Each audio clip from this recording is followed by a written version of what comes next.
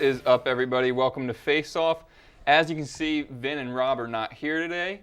So instead, it's a season that's been played with replacement referees in the NFL. So you got a couple of replacement hosts.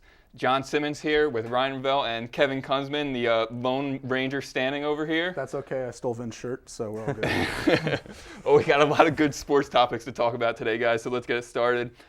First off, we just talked about replacements. Last night was pretty much the backup bowl between the 49ers and the Bears with Jay Cutler and Alex Smith both being out. At the end of the game, Coach Harbaugh had a couple choice words about his quarterback situation, saying how he's going to tend to go with the quarterback with the quote-unquote hot hand. And, you know, as you saw, Kaepernick kind of just blew apart the Bears' defense on the game last night.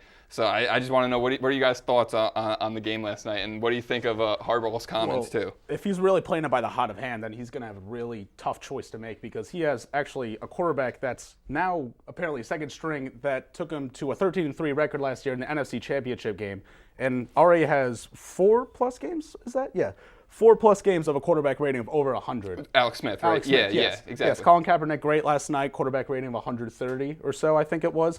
But when you really look at it, Alex Smith has been the most consistent, maybe one of the best game managers in the last year. Yeah, and definitely in the last year, of course. Yeah. I mean, I agree with you on this one, too. I got to defend Smith here. Like, I understand Kaepernick had a great game against a really good Bears defense, but looked at some stats. Alex Smith is not having a bad year. 70% completion percentage, 13 touchdowns, 5 picks. And again, like you said, led the 49ers to a near Super Bowl berth last year. So, you know, when it's all said and done, I don't think you can just go with Kaepernick after one game, even though it was against a good Bears defense. You see, if I was Alex Smith, I would have been so fired up after that game. I would have went right into the coach's office and just I wouldn't have been able to control myself just because, I mean, you got knocked out in concussion, you got an injury. It's not like Kaepernick, or it's not like Smith was losing games. He wasn't necessarily the reason they were winning the games, but it's not like he cost them games. They had, one loss and one tie, or 2 losses. The worst loss came from the Giants game. That was his only game where he had more turnovers than touchdowns. Yeah, exactly. I understand why he wants to go with Kaepernick. This was a young quarterback that I can see him becoming the quarterback of the future for the 49ers. You want to go young. Yeah, but and he did have a great game, like you said, against an extremely good Bears defense. But I don't think that you should turn your back on Alex Smith. It could be a flash in the pan when you have this one of the most consistent quarterbacks. Sorry.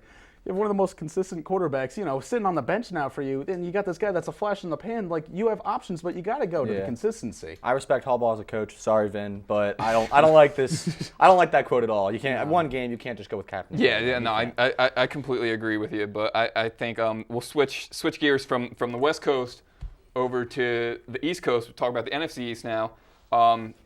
This upcoming week is a pretty crucial week for the NFC East. If the Cowboys beat the Redskins on Thanksgiving and the Giants end up losing this weekend, then technically the Cowboys are in the driver's seat in the NFC East. That's a little scary. So I'm sure that's not what a lot of Giants fans or a lot of just Cowboy haters want to hear. Not at all. But that's definitely the position that's heading towards right now. Well, for me personally, I understand. By the end of this week, they could be tied with the Giants, or actually, as you said earlier, I believe, in first place in the NFC East. But they would hold a better divisional record, so technically they'd be in first, yes. I don't see the Cowboys being a contender, let's face it. Before the game against Philly, they lost 4 out of 5 games to Chicago, Baltimore, the Giants, and Atlanta. Those are 4 teams that you have to beat if you're going to be a playoff contender. And then, honestly, people jumping on the bandwagon after 2 wins against the Eagles, who, as an Eagles fan, were awful. That's not an impressive win. We are just a train wreck. And then surviving against a 2-win Browns team at home in overtime. Yeah, barely surviving. Barely surviving. And then, again, Romo on the year, 13 touchdowns with 13 picks. Not an impressive year. If I'm you, I'm not worried. I don't think the Cowboys are a threat whatsoever. I'm never really worried about the Cowboys, honestly. I'm more worried about the Eagles, messing up our day with the losing record. But really, you're looking at what they've done so far. They're 2-4 against teams with a winning record. They've got the Redskins twice. They got the Bengals and the Saints, who are now both 500 on the rise. They got the Steelers coming up, even without Big Ben. That's a problem for the Cowboys. I know they have a good defense. They always have to get that good defense, and everyone always has to talk about Tony Romo's turning the team around. I don't buy any of that. I just really think there's another fluke for the Cowboys. If it does happen where the Giants lose and the Cowboys end up winning this week, and then the Cowboys are in first. I think a bunch of people are going to jump on the Cowboys bandwagon. I'm not going to be one of them, but I think, like I said, I think a bunch of people will jump on. I think it's going to be scary just because, history shows the Giants usually go down in November while the Cowboys usually go up. Tony Romo has historically played well in November. December and January, another story with him. All completely. So, I mean, it could go either way. People were giving up on the Giants when they lost against the Bengals, and that was a pretty bad loss. But the Cowboys haven't done anything to really kind of turn your head and make them say they're gonna grab that division and run away with it. This division comes down to really who's going to lose the least. It's not who's going to win. Like last year, the Giants limped to 9-7, was it, and won the division. Everyone's like, oh please, they're not going to do anything. The Eagles were in until week 16, and they finished barely. Finished. But the other thing is, you're looking at this week. The Cowboys play Washington this week. I understand RG3 is a tremendous talent and a good game against the Eagles, which again isn't impressive. But that's a 4-6 team. The Giants are playing the Packers. I can't really judge it off of this week either because you're playing a really contending team if you're the Giants. That's a loss that it could happen. That's not a guaranteed win for the Cowboys either. RG3 is going to play them tough. It is in Dallas, but that's going to be a fun game to watch on Thanksgiving, definitely. I agree. But moving on now, we're going to talk about the South now. So we went from west, east, now we're going down south. The Tampa Bay Buccaneers are playing great. The Falcons are not so much. They're still arguably one of the best teams in the NFC, but they're not playing as good as they did in the beginning of the season.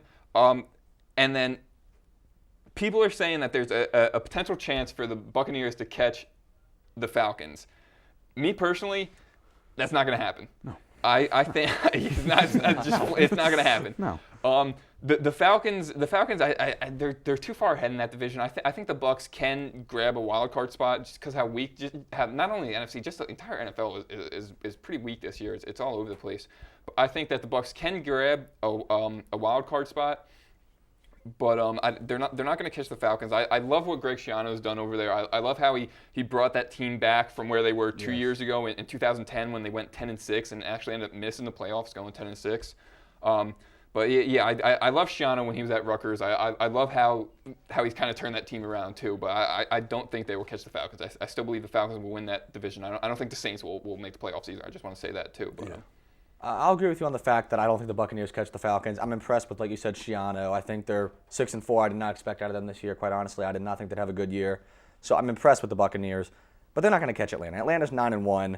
Matt Ryan, I know, had 5 interceptions the other game. He's still, in my mind, one of the most underrated quarterbacks in the NFL. And honestly, for me personally, I know you don't think the Saints can make it. I think the Saints are a wild card team this year. Off to an awful start, I understand. The whole bounty thing's been a mess. No Sean Payton. But when you have Drew Brees at quarterback, you can never give up hope on this team. That guy's been, in my opinion, first half MVP in the NFC. I think Buccaneers end up in third in the division. I think Saints pass them and grab a wild card spot. Honestly, it's gonna be tough for that, just that wild card spot too, because you got to think the Bears and Packers are both making it to the playoffs, and then the other team is probably going to come out of that South division. So it's going to be Bears are still there. There's a lot of options there, but really what you got to look at is that the Bucs now have Falcons twice, Broncos, Saints. And in order to win the division, they'd likely have to win out and beat the Falcons in at least one of those matchups. And I just don't see them beating the Falcons at home. I don't see the Falcons losing at home. I don't see any scenario happening where they're able to top a 9-1 team. Yeah. So I don't see them beating Denver either. You beating Peyton Manning at Denver? I don't see that. I think the Saints can have them too. The Broncos, just to kind of get off tangent here, the Broncos have an extremely easy schedule for the rest of the season. He's going to dance his way into that. Yeah, exactly. That is one. We're gonna finish up our tour of the map, and we're gonna go up to the AFC North now, and we're gonna briefly touch on the Steelers-Ravens game on Sunday night. Ed Reed laid a hit on Emmanuel Sanders in that game, which originally he got suspended the game for. Yes. And that means no pay, no game check. $400,000. No game check for that game. But now it was just announced today that that's actually reduced. They appealed it and he got reduced to just a $50,000 fine. So I just want just thoughts on that hit, thoughts on that game, and thoughts about some questions about that Ed Reed hit. Some questions to ask: is Emmanuel Sanders hurt? No, he is not. Has Ed Reed done this more flagrantly throughout his career? He's a repeat offender. Yeah. Yeah. We'll get into that too. Okay, but for all it goes, Ed Reed's not a dirty player. Ed Reed is a very good player. Yeah. And that gets very well mixed up on defense with dirty. Another thing to remember is, what was that? I'm sorry. I lost it. But anyway, what I want to say is the thing with the commissioner was that he was saying that it was his third offense. And like it just seemed like so random out of nowhere that he now has a 3-strike rule for these players with their flagrant hits, and he can now just hand out suspensions whenever he's like. The thing about that too is that they called an offense from like 2010 that he had a helmet-to-helmet hit, and they said that was strike 1. It was one earlier in the season was strike 2, and then this one was strike 3. I want to know if he's going to start suspending people for getting like 3 roughing the passer that wouldn't surprise penalties me at throughout all. like the That's what span of Goodell's a been year. doing. Like, where did this come from? It seems like Goodell pulls these like random power moves. He's just trying to remember everyone. Look, I'm in control. No one else has say over me. Not even Ed Reed can get away with things, and it's just dumb. Because it's like the most like nonsensical things that are very insignificant for the game. Like if these guys aren't hitting each other hard, they're not doing their jobs. And I understand player safety, but he's fine. He's fine. I gotta agree with you completely. The Emmanuel Sanders hit, like you said, that was basically nothing. Emmanuel Sanders could have broke that tackle and ran it in for a touchdown. He was almost broke it, exactly. He was almost up. And like as you said, Goodell's he's awful. Minus Gary Bettman, he's the worst commissioner in sports. But honestly, I just feel like week after week, I get all these ESPN texts saying guys getting suspended for hard hits.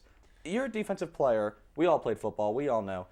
They want you to be physical. You lay out guys if they come across your lane. If they come in your zone, you hit them. Yeah. Ed Reed did nothing wrong. I understand helmet-to-helmets, maybe some fines every now and then, but to suspend somebody for basically nothing, for playing like how he should, it's just I don't get it. Concussions have become such a hot button topic in sports, and that it's like if it even resembles like they could possibly get a concussion, it's like all heck breaks loose, you know. And Kevin, me and you were talking earlier how Ryan Clark was actually sticking up for Ed Reed. He said that's a harsh punishment. His own teammate said that's a harsh punishment. Yeah, no, a Steelers safety nonetheless is sticking up for a Raven. That's unheard of. Yeah. But yeah, it's just these lines on these penalties are so blurred that the league just needs to do something to set this in stone and say this is what's going to happen. He wants to rename the Goodell ball. It's like it's really it's just. Yeah, definitely. But we are going to step out for a break right now. We'll be right back with more Face Off.